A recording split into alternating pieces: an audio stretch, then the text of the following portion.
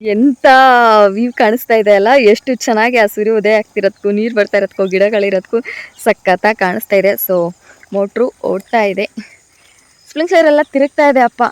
ನೋಡಿ ಹೇಗೆ ನೀರಾಗಿದೆ ಅಂತ ಹೇಳ್ಬಿಟ್ಟು. ಕೆಲವೊಂದು ಗಿಡಕ್ಕೆ ನೀರು ಬೀಳ್ತಾ ಇದೆ, ಕೆಲವೊಂದು ಗಿಡಕ್ಕೆ ಬಿದ್ದಿಲ್ಲ.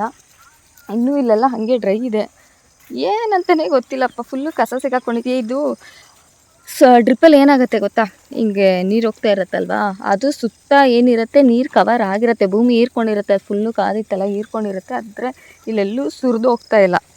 ಒಂದು ನೆಕ್ಸ್ಟ್ ವೀಕ್ ಹಂಗೆ ಬಿಟ್ಟರೆ ಆವಾಗ ಬೇಕಾದರೆ ನೀರು ತುಂಬುತ್ತೆ. ಇವಾಗ ಅದು ಅಷ್ಟು ತುಂಬಿಲ್ಲ, ಬಟ್ ಎಷ್ಟು ದಿನ ಅಂತ ಅವ್ರಿಗೆ ಕೇಳಿ ಬಿಟ್ಕೊಳಕ್ಕಾಗುತ್ತಲ್ವ, ಅದಕ್ಕೋಸ್ಕರ ಏನು ಮಾಡೋಕ್ಕಾಗಲ್ಲ. ನೋಡಿ ಈ ಥರ ಭೂಮಿ ಸುತ್ತಲೂ ಈ ಥರ ನೀರಾಗಿರುತ್ತೆ, ಬಟ್ ಅದು ಕಸ ಎಲ್ಲ ಇರುತ್ತಲ್ಲ ಹಂಗಾಗಿ ಕಾಣಿಸಲ್ಲ.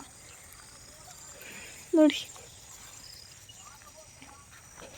ಈ ಸೈಡ್ ಮಾತ್ರ ಆಗಿದೆ ಚೆನ್ನಾಗೆ, ಇನ್ನೂ ಕೆಳಗೆಲ್ಲ ಆಗಿಲ್ಲ ಅನಿಸುತ್ತೆ. ಬೇಸಿಗೆಗಾಲದಲ್ಲಿ ನೀರಿಂದು ಒಂದು ತೊಂದರೆ ಅಂದರೆ ಕರೆಂಟಿಂದು ಇನ್ನೊಂದು ಥರ ತೊಂದರೆ ಆಗುತ್ತೆ. ಯಾಕಂದರೆ ಕರೆಕ್ಟ್ ಟೈಮಲ್ಲಿ ಕರೆಕ್ಟಾಗಿ ನಮಗೆ ಕರೆಂಟೇ ಸಿಗೋದಿಲ್ಲ.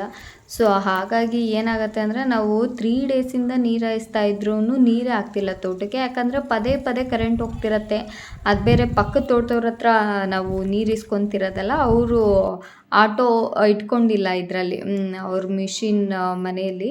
ಸೊ ಆಟೋಮೆಟಿಕ್ ಏನಾದರೂ ಆನ್ ಇತ್ತು ಅಂತಂದರೆ ಕರೆಂಟು ಹೋಗಿ ಬಂದರೆ ಅದ್ರ ಪಾಡಿಗೆ ಅದು ಓಡ್ತಾ ಇರತ್ತೆ. ಇದು ಏನಿಲ್ಲ, ಪದೇ ಪದೇ ನಾವು ಅಲ್ಲೇ ಹೋಗಿ ಮೋಟ್ರ್ ಆನ್ ಮಾಡಬೇಕು.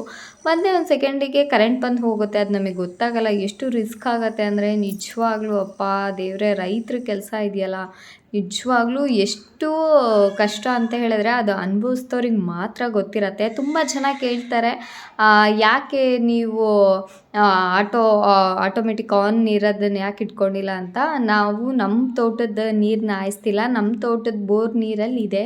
ಆದರೆ ನಾವು ಪಕ್ಕದವ್ರ ಹತ್ರ ಇಸ್ಕೊತೀವಲ್ಲ ಅವ್ರದ್ರಲ್ಲಿ ಇಲ್ಲ. ಸೊ ಅವರು ತುಂಬ ವರ್ಷ, ಒಂದು 60-70 ವರ್ಷದ ಹಿಂದೆ ಮಾಡಿಸ್ತವ್ರು ಅವರು.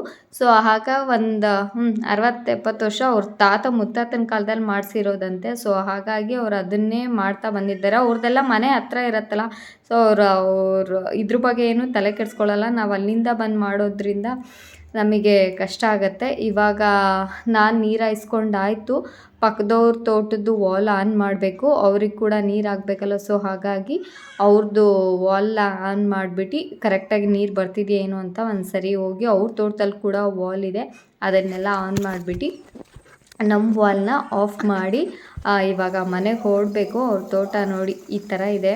ಅವ್ರದ್ದು 4 ಇಯರ್ಸೋ 5 ಇಯರ್ಸೋ ತೋಟ. ಸೊ ಇವಾಗ ನಾನು ಮನೆಗೆ ಹೊರಡ್ತಾ ಇದ್ದೀನಿ. ಇವಾಗ ಮನೆಗೆ ಬಂದು ತಿಂಡಿಗೆ ಅಮ್ಮಂಗೆ ಎಲ್ಲ ತರಕಾರಿ ಎಲ್ಲ ಹೆಚ್ಚಿಕೊಟ್ಟೆ. ಸೊ ಉಪ್ಪಿನಕಾಯಿ ಕೂಡ ಹಾಕಿಟ್ಟಿದ್ರು ಅಮ್ಮ. ಇವತ್ತು ಹಾಗಲಕಾಯಿ ಪಲ್ಯ ಮತ್ತು ಚಪಾತಿ ಏನೋ ಮಾಡ್ಕೊಂಡು ಊಟ ಮಾಡಿದ್ವಿ. ಅದಾದಮೇಲೆ ಅಮ್ಮ ನೋಡಿ ಅಡುಗೆಗೆಲ್ಲ ರೆಡಿ ಮಾಡ್ಕೋತಾ ಇದ್ದಾರೆ. ಒಂದೇ ಸರಿ ಹೋಗಿ ವಿಡಿಯೋ ಮಾಡಿದ್ದಕ್ಕೆ ಬೈದು ಹೋಗಿ ಅಂತ ಹೇಳ್ಬಿಟ್ಟು. ಅದಾದಮೇಲೆ ಸ್ವಲ್ಪ ಮಲ್ಕೊಂಡು ಎದ್ದೆ, ಈವ್ನಿಂಗ್ ಆಯಿತು. ಸ್ವಲ್ಪ ಮಂಡಕ್ಕಿ ತಿನ್ಕೊತ ಟೀ ಕುಡ್ಕೊತ ಟಿ ವಿ ನೋಡ್ತಾ ಇದ್ದೀನಿ.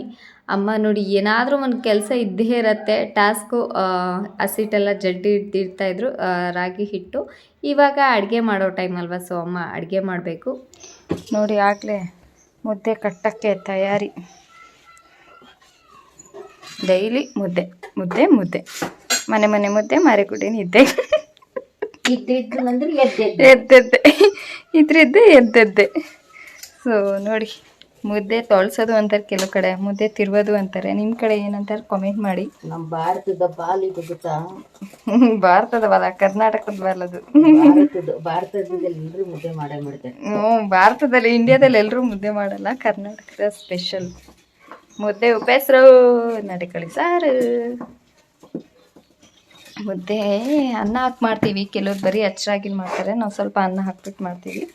ಅಂದರೆ ರಾತ್ರಿ ಅನ್ನ ಏನಾದರೂ ಮಿಕ್ಕಿದ್ರೆ ಹಾಕ್ಬಿಟ್ಟು ಮಾಡೋದು. ಇನ್ನೊಂದು ಸರಿ ಈ ಥರ ನೀಟಾಗಿ ತಿರುಗಿಬಿಟ್ಟು ಸ್ವಲ್ಪ ಗ್ಯಾಸ್ ಮೇಲೆ ಇಟ್ಟು ಆಮೇಲೆ ಹಾಕೋದು. ಸಾರು, ಮುದ್ದೆ, ಹಾಗಲಕಾಯಿ ಪಲ್ಯ. ಹಾಗಲಕಾಯಿ ಪಲ್ಯ, ಬೆಂಡೆಕಾಯಿ ಸಾರು, ಮುದ್ದೆ. ಚೆನ್ನಾಗಿದೆಯಾ? ಚೆನ್ನಾಗಿದೆ. ಬ್ಯಾಟಿಂಗ್ ಶುರು ಮಾಡಿಲ್ಲ. ಬ್ಯಾಟಿಂಗ್ ಶುರು ಮಾಡೋದು? ಓಕೆ, ಮಾಡ್ತೀನಿ.